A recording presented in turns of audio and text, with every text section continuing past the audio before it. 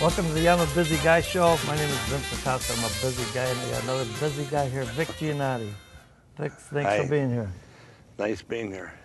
You've been known, you're a second-generation restaurateur.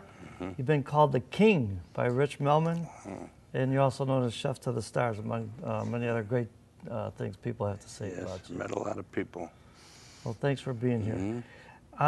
Let's get started. How did you get into the restaurant business? Well, I came out of the Army in 1955. I went to work for my father. He had a little restaurant on Sheridan and Wilson. And I went to work for him, and that's how I learned how to cook.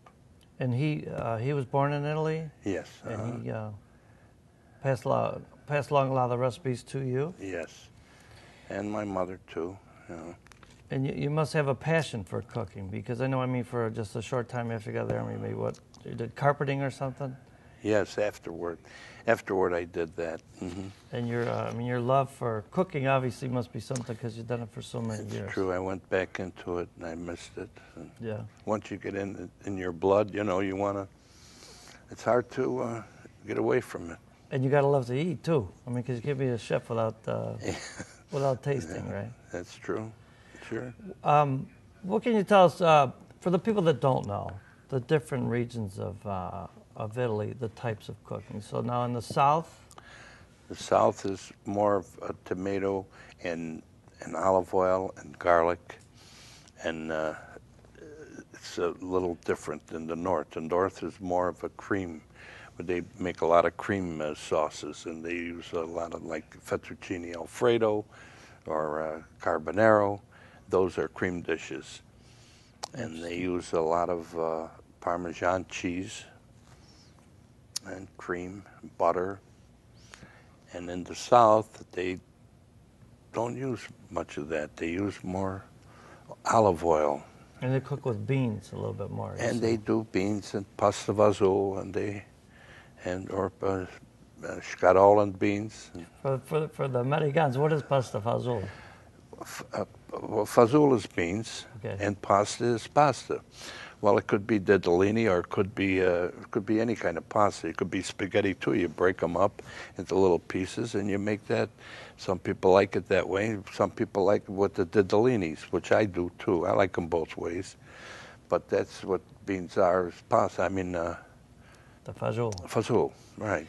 Now, at your restaurants, did you make the pasta on site, fresh?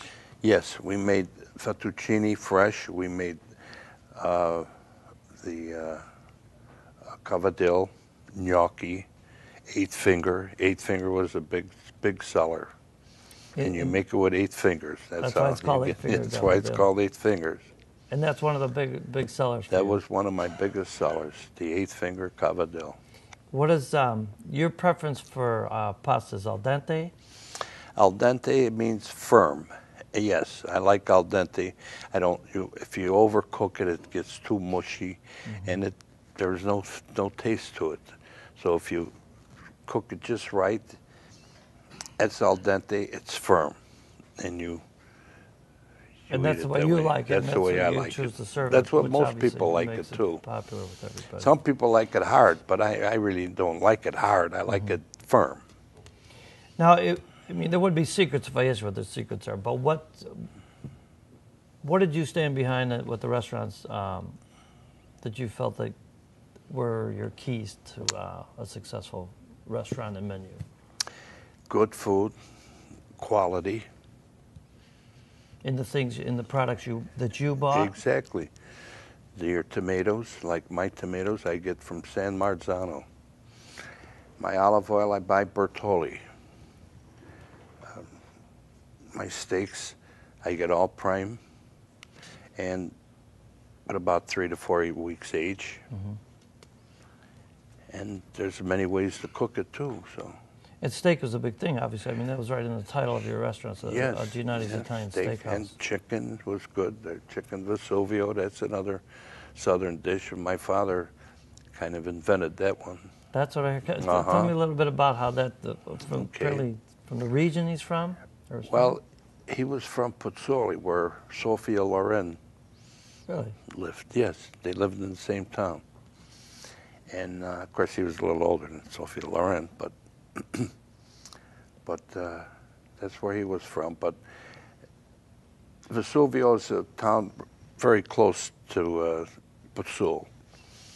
And when he came to this country and he started cooking, he named chicken Vesuvio because it was Vesuvio, and when you throw the wine in, it make a big splash and like a volcano. Mm-hmm. I mean, I have to tell this story because it's true, but my wife and I were on honeymoon on tour in Vesuvio, and we're on the tour bus, and I raised my hand, thinking I was going to have this big historical question, and I said, "Is this where chicken Vesuvio comes from?" And the tour guide looked at me like, "I don't know what you're talking about." He didn't know, right? Because, oh no, because they didn't it's know. a local dish here, so it's a great. It's from America. They started in America. If you go to New York, before they didn't know. No. It's like when you go to Italy and you ask where's the bagals. They don't know. Well, that's the back of the house. Thing, yeah, that was years ago. And what about consistency? I mean, you stand behind that where... Right. You got to. That's the difference. If they come today or they come a year from now, it's the same thing. It tastes the same, and that makes a big difference. With the pastas, you had different sauces that you served. One was a vodka sauce. Yes, vodka sauce. You had marinara sauce. We had meat sauce. We have the special marinara. That was a big number. With the 8 finger, I started that with the 8 finger. The special. The special marinara. That's with some butter, with the tomatoes in there. That's a marinara. Then you put a chunk of butter in there, and then you put some half Parmesan and half Romano cheese in there. In the sauce. In the sauce, and you mix it, and that's great flavor. Great flavor. Nice. So we'll talk about it later. Yeah, we've got because it's available in stores now. Oh yes, at 95 stores. What about scharol and beans? Did you have that on the menu, or that was a special? We could put everything on the menu, but if you don't see what you want, ask for it. We'll make it. I think it was quoted somewhere. Somebody asked you that. Can you make scharol and beans? And you said I could do it with my eyes closed. Yeah, right. Oh yeah, sure. No problem. What about seafood specialties? Seafood, yeah. Octopus. Had octopus. I love octopus myself. We call it oborp. Oborp. And we eat. It's a big thing around Christmas time, And calamari, the night before Christmas, they have all the fishes. Right. There's 7. Oh, there's quite a. Oh, I think there's there's so much of it. The calamari. Calamari and the octopus. The baked clams. Baked clams, fresh clams, mussels, black mussels. What about scungil? Scungil is great. Scungil is good in a fish salad, in a cold fish salad. Now we make that very well. That's conch. Conch. Correct. The Italian That's word right. for it? That's conch. That's to come out of the big shell.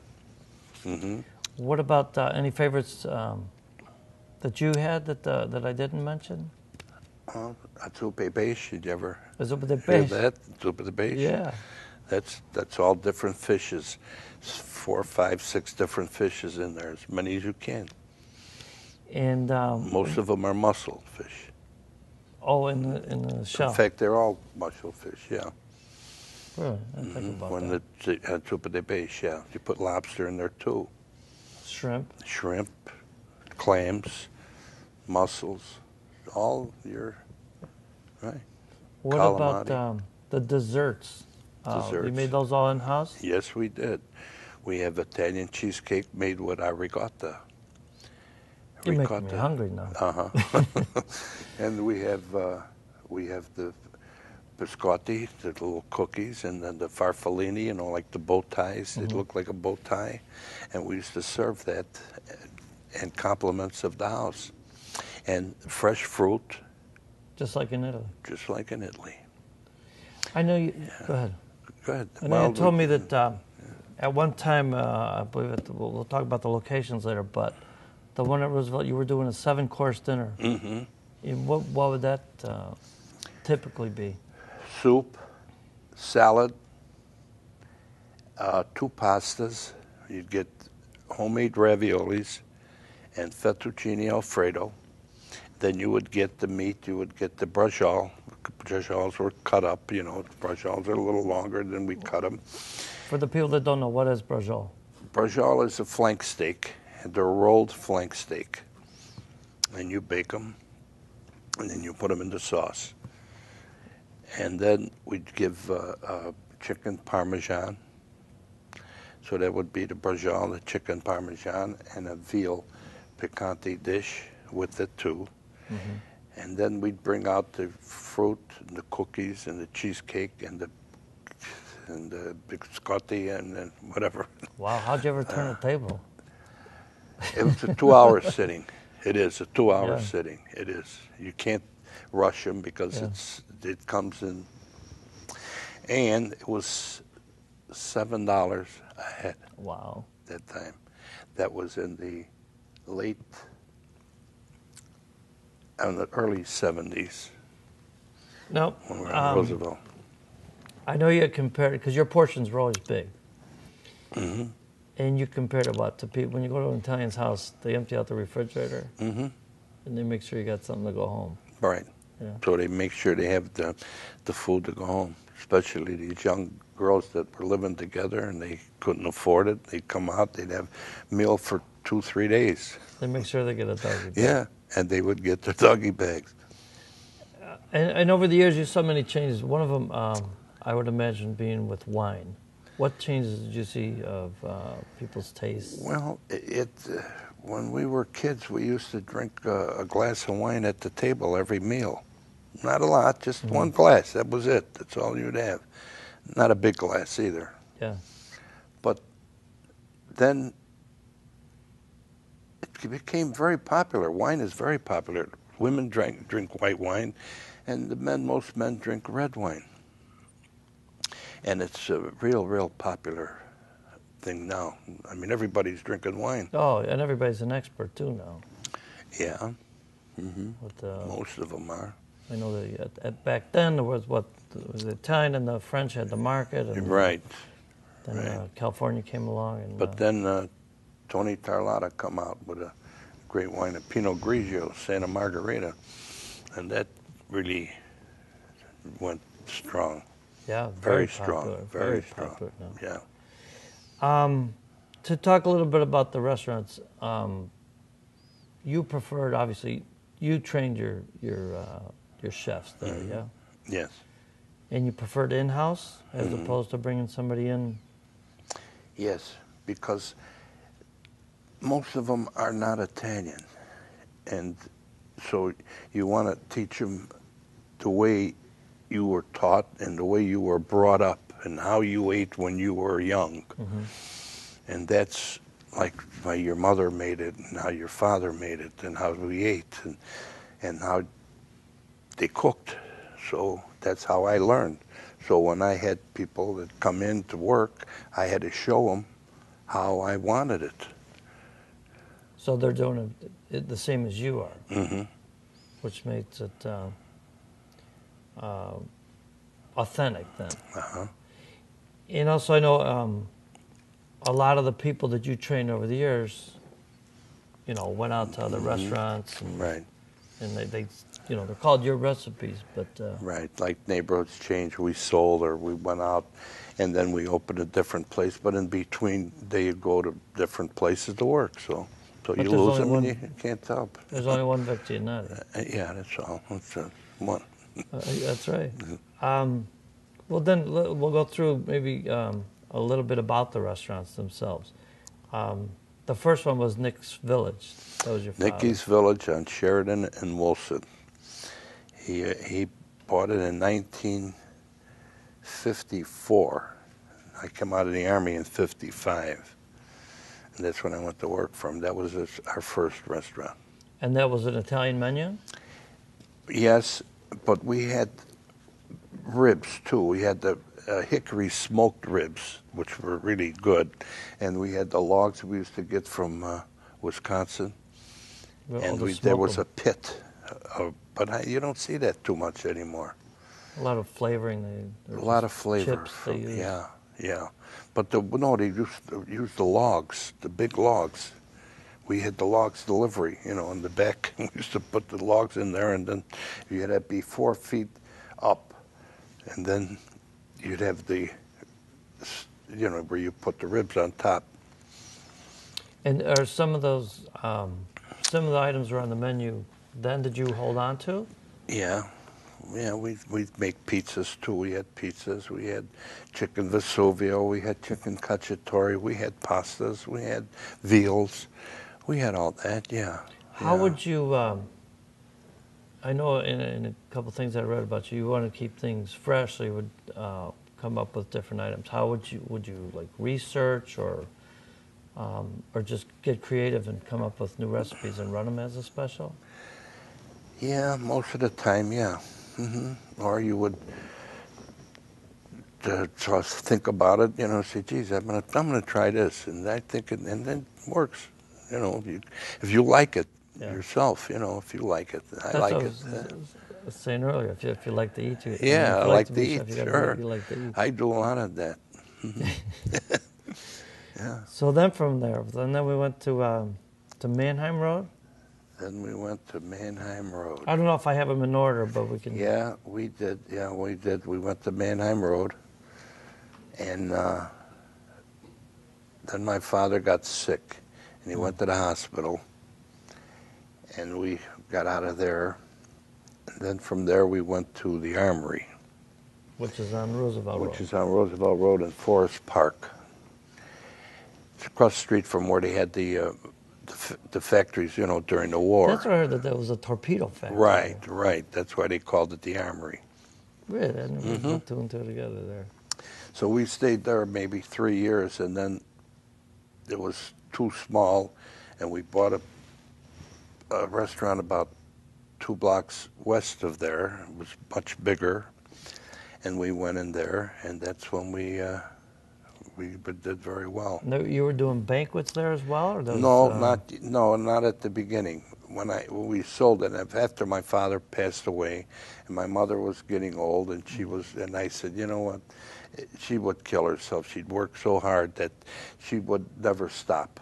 So I said, either we get rid of this place and keep her living a little longer. So we sold then, and that's when we got out of it, and then she retired. And then I went on. And then from there, was that? From there, I went Franklin to. Park? No, I went to Division Street. The North Star? The North Star. Yeah, and I went at the North Star on Divisions in the State. Okay, because like I said, I don't know if I have them in the right order. No, that's all right. I went there. Yeah, that was afterward. And then after that, I went to Franklin Park. That's a whole different thing. I mean, being in the city and the suburbs is just two different worlds. Right. There was. But everybody followed you. Yeah. Everybody loved your Italian food. And then from there, I went to Franklin Park. I went to Norwich. Billy's? You cooked at Billy's on Rush? Yeah. Yes, that's right. I went to Billy's. No, not on Rush. The one on, they were in Lincolnwood? Lincolnwood. I went there for 6 months. And then I left there and I went to Norwich. And then I opened my own place in Norwich. And that was a long run. And that was a nice long run, yes. Yes, we had a nice run there. And then from there, I went to Oak Brook. That was on 22nd. That was on 22nd Street. Now, at almost all the places, you always had live entertainment? No. No? No. I had live entertainment in Oak Brook. I had live entertainment in Norwich. Yes. Those two were the only 2 places I think I had. No, the one I had on River Road too was Okay. live entertainment. And our good friend Lenny Cap was... Lenny Cap, yes. Yeah, Lenny Cap okay. used to work for me when we were in Norwich, and he worked there too. Yeah. Now back to the restaurants a little bit. I mean, the honors that people, you know, your name's synonymous with great Italian food in Chicago. You know, people say Italian food, they say Giannotti's. It's you know, it's like a two-part thing. So I mean, there's even people like Rich Melman that goes to you for advice. Or Richie Mellon, he's great. He's the king, I think. Oh, he's the king. I do. I think he's the king. Him and I think Freddie Hoffman too. He's pretty right up there. They're pretty. They're good. If you can, tell me a little bit about a little club that some friends you had, you would go out for coffee. Wally Phillips? Oh, yeah. Wally Phillips and Abe Gibran, Dominic DeFrisco, and myself. We had a little club. And every Monday we would have lunch. And we'd have the club. And at that time, Wally Phillips had the radio program. Mm-hmm. And Abe Gibran was the coach of the Bears. Yeah. And Dominic DeFrisco was, he was working for Alitalia Airlines. Amongst being president of quite a few Italian organizations. Oh, Dominic? Yeah. Yes. And he does the show for Columbus Day Parade. For the parade. Mm-hmm. He does that every year. And he's a great man. So we had a lot of fun. And we used to go every Monday, like I said. And we'd have fun and we'd laugh, and that was pretty good. Nice. Good. Then Abe Gibran moved and he went to Miami. I mean, not Miami. Tampa Bay. Tampa Bay, and he became the line coach there. Then to move along, I don't know if we showed the pictures yet, but Chef to the Stars. Of, Frank Sinatra. Frank Sinatra. The big one. I went to Sinatra's house. Well, that's a long story, but... We're here. Okay. I was in Vegas, and I was at Freddie Bell asked me if I would give him the honor to cook at his house with some close friends, his and mine. Freddie Bell.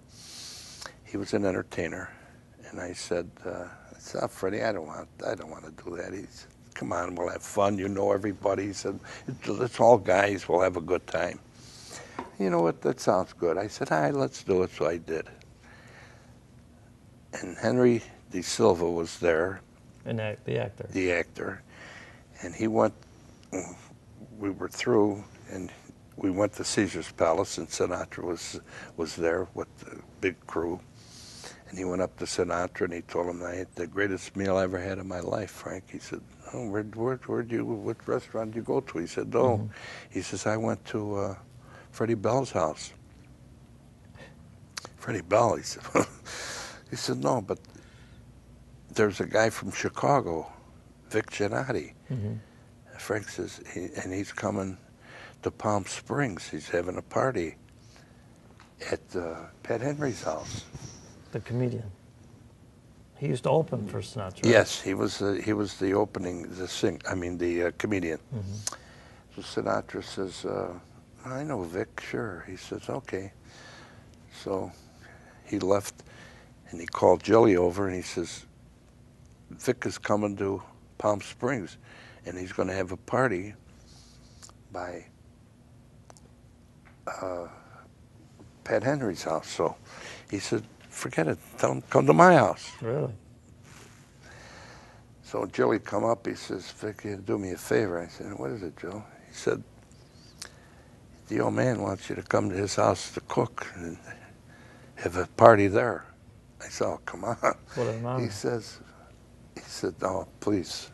He said he'd be honored for you to do it. I said, well, he's a great man. I said, all right, I'll do it. So they told me, stop in L.A. to pick up the food because you're not going to get nothing out in Palm Springs.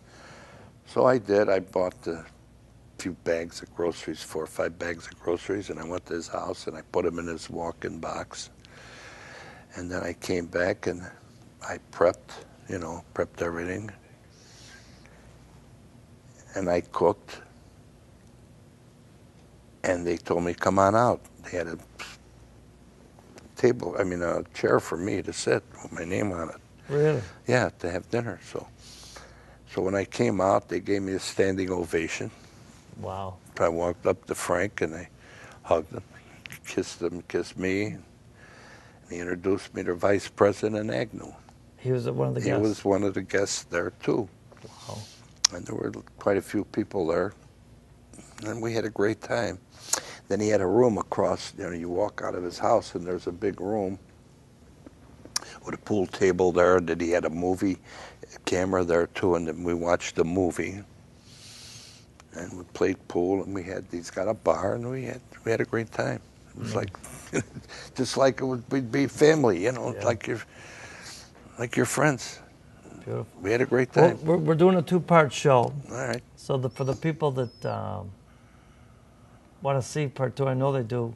This is part 1, and so just in case, I'm going to tell you a little bit about Vic sauce that you can find information about at vicgiannotti.com. We got the marinara sauce. We got the vodka sauce. Right. The special marinara. And the meat sauce.